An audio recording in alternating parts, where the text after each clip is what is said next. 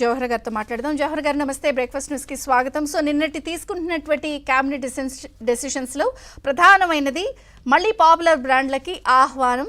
So నూతన మద్యం పాలసీపై అందరి కళ్ళు. సో మీరు కూడా గతంలో ఎక్సైజ్ శాఖలో పనిచేశారు కాబట్టి మినిస్టర్గా ఏం చెప్తారు? ఎలా ఉండబోతోంది పాలసీ? అంటే ఎటువంటి అంశాలని హైలైట్ చేసుకుంటూ వెళ్దామని. ప్యానెల్లో ఉన్నటువంటి మిత్రులకి మీకు కూడా ప్రత్యేకంగా నమస్కారాలు. ఈ రోజు రాష్ట్రంలో జరుగుతున్నటువంటి గత 5 సంవత్సరాల నుంచి జరుగుతున్నటువంటి డ్యామేజ్ ఏదైనా ఉందంటే ప్రజల ఆరోగ్యాల పట్ల కానీ అదేవిధంగా పాలసీ పట్ల కానీ ప్రొహిబిషన్ అండ్ ఎక్సైజ్ శాఖకు సంబంధించి, ఎందుకంటే స్ట్రెస్ చేసి ఎందుకు చెప్పాల్సి వస్తుందంటే ప్రొహిబిషన్ అండ్ ఎక్సైజ్ అనేది డిపార్ట్మెంట్ పేరు. అయితే ప్రొహిబిషన్ ఎక్సైజ్ మంత్రిత్వ శాఖను విస్తృతపరచడం, దాని ద్వారా ఏదైతే బ్రాండ్ ఇమేజ్ అనేది లేకుండా కేవలం నకిలీ బ్రాండ్లతో తన సొంత బ్రాండ్లతో అదే విధంగా డిస్టిలరీస్ సైతం తన అనుయాయులకు అప్పగిచ్చేసి తనకి ఇష్టారాజ్యంగా చేసి ఒక వికృత క్రీడ అనేది ఎక్సైజ్ డిపార్ట్మెంట్ లో చేసినటువంటి సందర్భంలో ఎక్సైజ్ మద్యం తాగి అనేక మంది ప్రాణాలు పోగొట్టుకోవటం కానీ ఆరోగ్యాలు పాడవటం కానీ గత 5 సంవత్సరాల నుంచి చూసాం.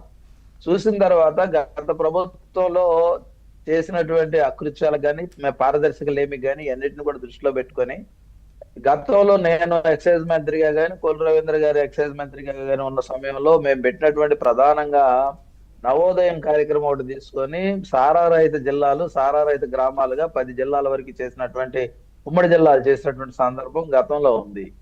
అలాంటి పరిస్థితుల్లో నుంచి ఈ రోజు ప్రత్యేకంగా ఈ పాలసీని తీసుకొచ్చే సందర్భంలో లిక్కర్ పాలసీకి సంబంధించి ముందుగా బలోపేతం చేయాల్సింది డిపార్ట్మెంట్ బలోపేతం చేయాలి.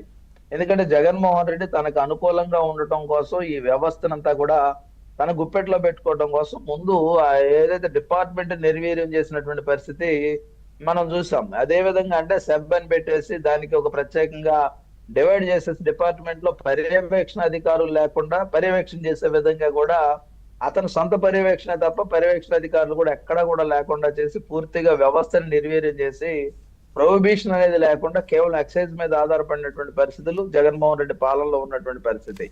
గతంలో చంద్రబాబు నాయుడు గారి పాలనలో మేము ఎక్సైజ్ మంత్రిగా చేసిన సందర్భంలో రేస్ ట్రాక్ రెండు కూడా ఉండేవి.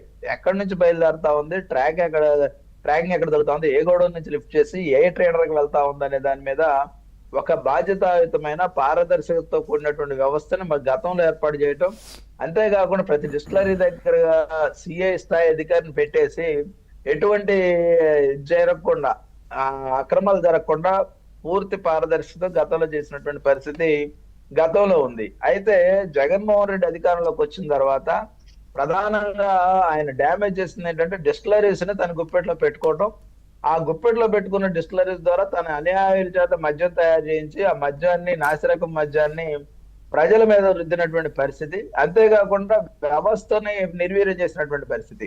ముందుగా చంద్రబాబు నాయుడు గారికైనా మేము ఇప్పుడు ఉన్న పరిస్థితుల్లో ప్రొహిబిషన్ పటిష్టం చేస్తూ ఎక్సైజ్ వ్యవస్థను నడపాల్సినటువంటి పరిస్థితి ఉంది. ఈ పరిస్థితుల్లో ముందుగా పర్యవేక్షణ సంబంధించి డిపార్ట్మెంట్ బలోపేతం చేయాలి. ఎందుకంటే నేను మంత్రిగా ఉన్నప్పుడు కూడా అప్పటికప్పుడు 350 మందికి ప్రమోషన్లు ఇచ్చేసి వ్యవస్థను బలోపేతం చేయడానికి చేసిన పరిస్థితి. రిక్రూట్మెంట్స్ అనేవి గత 5 ఏళ్ల నుంచి కూడా రిక్రూట్మెంట్స్ లేవు.